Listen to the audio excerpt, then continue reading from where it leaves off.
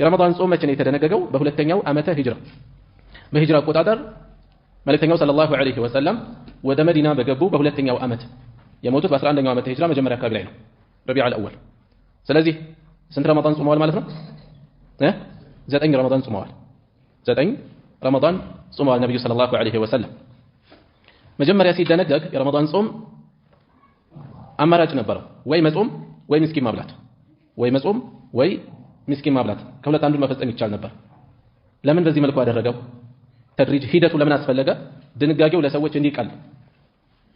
ኢስላም ገና ለማህበረሰብ እየተዋወቀ ነው። ሂደት በሂደት ሰዎች የተለያዩ ህግጋት እየወረዱባቸው ነው ያሉት።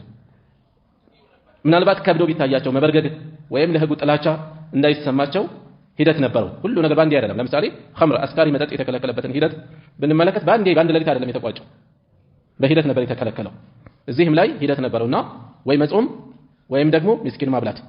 ከዛ ልባቸው ለዚህ ሲቀበል ሲረጋጋ መጾም ግዴታ ሆነ። ምስኪን ማብላት በቋሚነት መጾም ለማይችሉ ባለ ዑድሮች ብቻ ሆነ። በቋሚነት መጾም ለማይችሉ ዑድር ያለባቸው መጾም በሚችሉ ሰዎች ላይ መጾሙ ግዴታ ሆነ ማለት ነው።